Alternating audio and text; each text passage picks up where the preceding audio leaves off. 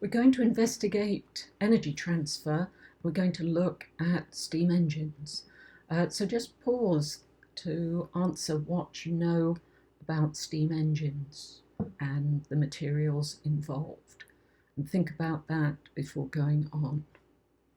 And here's a couple of ideas as responses.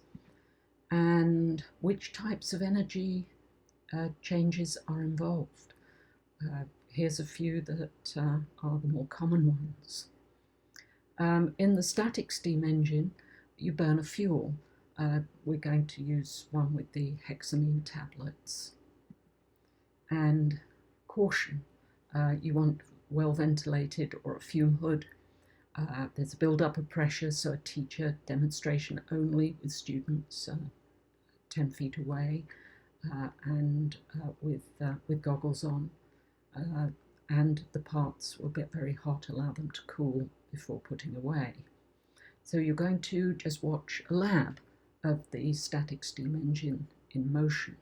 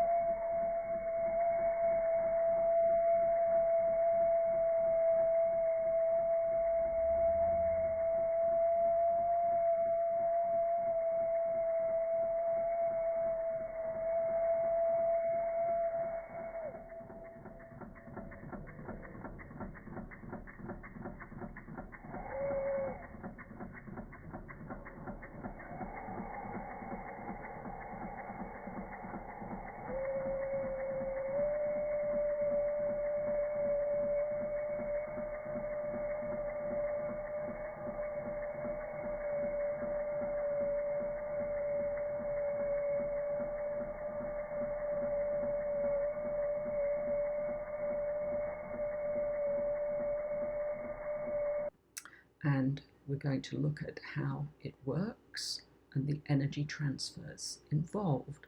So there's chemical energy formed from the burning to thermal energy, the kinetic energy of the moving particles.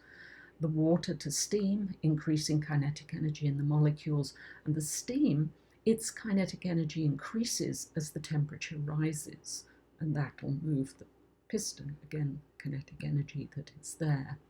The energy transfers in more detail, the burning of the fuel, and again a reminder to be in a well-ventilated area, and you've got the hexamine and also the coke from Stephenson's rocket, which we'll see later. Water to steam and the energy from the fuel, the heat energy, is going to provide energy for liquid water to change into gaseous water, gaseous steam. And its kinetic energy increases as the temperature of the steam increases. Let's look at the apparatus. You've got the labelled parts, and in detail you've got the firebox, and just to the left the scoop that puts the burning fuel in. The boiler containing the water and the heat from the burning fuel will go around the tube with the water in. The piston that moves in and out as the steam is produced connected to the rods, make it work, and a flywheel, and that can be attached to something else to lift something, rotate, magnet in a dynamo to pull something up. And now solidify your knowledge. Know the net labels on the static steam engine and describe how it works. Describe how it works in terms of energy changes. Now let's look at a non-static steam engine that's doing work. Stephenson's rocket, this one was built in 1829, and we'll look at the energy changes involved here. Again, chemical energy and converted into kinetic energy. resulting in the movement of the steam engine. We're going to thank Mr. Godwin's 10th grade class for involvement in the lab. A little bit more about Stephenson's rocket. Diagram here with the same in the static. You've got the firebox, the boiler, the cylinder with the pistons in. The rocket has a tender behind it carrying the water and the coke, and the coke is going to be shoveled into the firebox. The water will lead into the boiler, and that will provide the energy to move the cylinder as kinetic energy.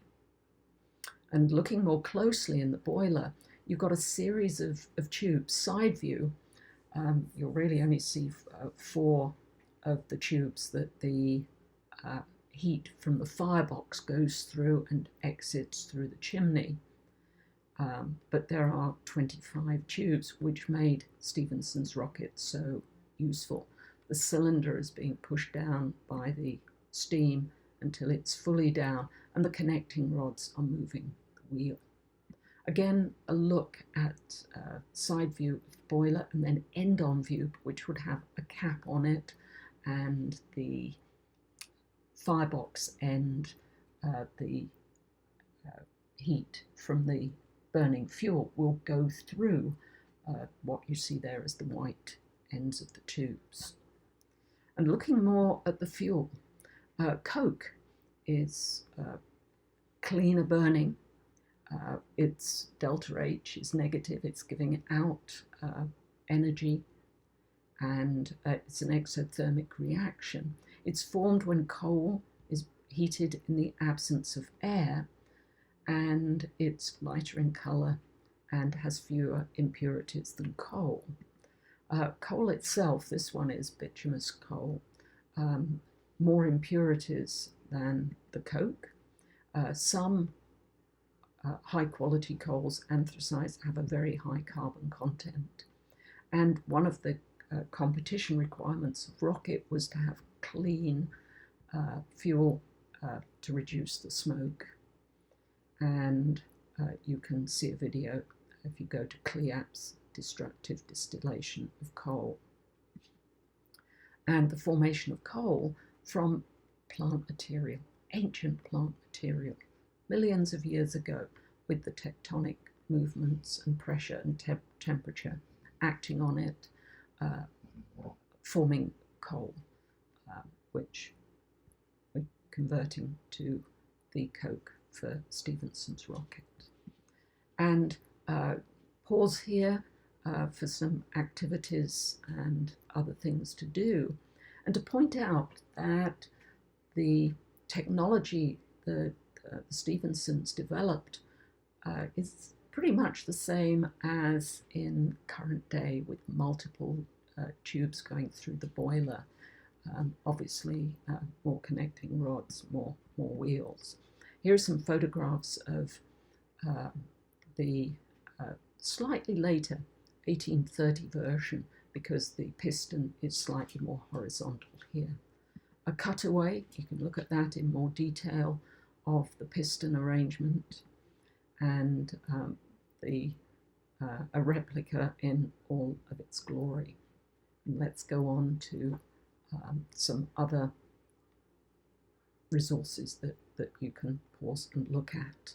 And again, many thanks to Washington International School and Team Science.